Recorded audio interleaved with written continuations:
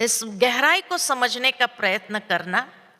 क्यों बाबा हमें सूक्ष्म मिलन के लिए प्रेरित कर रहा है, व्यक्त से अव्यक्त मिलन की ओर क्यों प्रेरित कर रहा है? कि जिस तरह ब्रह्मा बाबा के लिए कहा कि ये साकार स्वरूप उस अव्यक्त स्वरूप में मर्ज हो रहा है, ठीक इसी तरह संगम युग में बाबा हम बच्चों के लिए सूक्ष्म वतन को क्रिएट करता है। और ये सूक्ष्म वतन सिर्फ और सिर्फ ब्राह्मणों के लिए होता है और किसी के लिए नहीं। और सिर्फ ये मिलन का अनुभव करने के लिए है, अव्यक्त में अव्यक्त मिलन का अनुभव करने के लिए। वहां तक कि भक्त आत्माएं भी वहां नहीं जा सकती है, भक्त आत्माएं भी वहां नहीं जा सकती है, क्योंकि सूक्ष्म वतन रचा ही गया है ब्राह्मणों के लिए।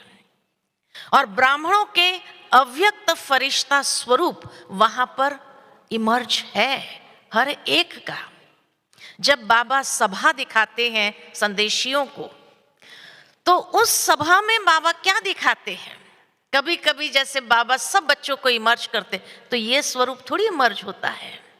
हम सभी का जो संपूर्ण अव्यक्त फरिश्ता स्वरूप है वो वहां इमर्ज होता है, और बाबा हर एक को वो सकाश देते हैं। इसीलिए कहा सूक्ष्म वतन सिर्फ ब्राह्मणों के लिए है, भक्तों के लिए भी नहीं है, देवताओं के लिए भी नहीं है, सिर्फ हम ब्राह्मणों के लिए। तो कितने ऊंचे हैं हम।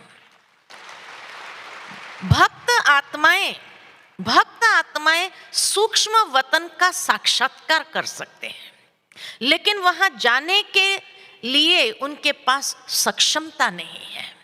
ये सक्षमता बाबा ने हम बच्चों को प्रदान की है कि बच्चे आप सूक्ष्म वतन में आ जाओ मिलन मनाने। तो ये सक्षमता हमारे पास है। और क्यों बाबा ने ये सक्षमता हमें दी है? ताकि बार बार हम इस अव्यक्त मिलन में जितना जाते जाएंगे, यानी ये स्थूल व्यक्त देह यहां बुद्धि से भूलते हुए मन और बुद्धि बल के द्वारा जब सूक्ष्म वतन में जाते हैं अव्यक्त मिलन मनाने, और जितनी ये प्रैक्टिस हमारी अधिक होंगी, माना हम उस अव्यक्त संपूर्ण फरिश्ते स्वरूप में बार बार जाएंगे, तो धीरे धीरे हमारा स्वरूप वो बनता जाएगा। और बाबा इसके लिए हमें तैयार कर रहे हैं ताकि अंतिम समय जो भक्तों को साक्षात्कार होना है, वो साक्षात्कार उस स्वरूप के द्वारा होगा। इसलिए बाबा चाहता है कि अब, पहले तो हम लोग भी समझते थे कि दादियां लास्ट तक रहेगी और जो अंतिम पाठ साक्षात्कार का चलेगा या दादियों के द्वारा चलेगा, क्योंकि दादियां ही बाप समान है। लेकिन अब जब धीरे धीरे सारी दादियां चली गई, तो अब महसूस होता है कि बाबा वो सौभाग्य हम बच्चों को देना चाहता है, और हमारे द्वारा ये प्रत्यक्षता का पाठ आरंभ होना है। दादियां ये एडवांस पार्टी में एडवांस कार्य करने के लिए निमित्त बन गई। जब यहाँ थी तभी उनके द्वारा भी साक्षात्कार का पाठ देश विदेश में हुआ। ब्रह्मा बाबा जैसे ही अव्यक्त हुआ कि जो सेवा की गति इतनी तीव्र बढ़ती गई और इतने ब्राह्मणों की जो वृद्धि हुई, ये कैसे हुई? तो ब्रह्मा बाबा अव्यक्त हुए, अव्यक्त से ये पाठ शुरू किया, लेकिन दादियों को निमित्त बनाया, दादियों का साक्षात्कार लोगों को हुआ। मुझे याद आता है कि जब कहा जाता कि अमेरिका के अंदर कोई सेंटर नहीं था, तब कई लोगों को प्रकाशमणि दादी का साक्षात्कार हुआ, और प्रकाशमणि दादी का साक्षात्कार होते वहां सेंटर खुला पहला। इसी तरह कईयों को गुलजार दादी का साक्षात्कार हुआ, कईयों को जानकी दादी का, तो इतने विदेशी भाई बहनों को साक्षात्कार हुआ। मुझे याद है कि एक बार बड़ी दादी जी ने क्लास में विदेशी भाई बहनें जब बैठे थे तो पूछा कि कौन कौन को ज्ञान मिलने से पहले साक्षात्कार हुआ, चाहे ब्रह्मा बाबा का साक्षात्कार हुआ था, चाहे कोई ना कोई दादियों का साक्षात्कार हुआ। आप मानेंगे नहीं, 90% विदेशियों ने जो हाथ उठाए थे साक्षात्कार के बेसिस पर।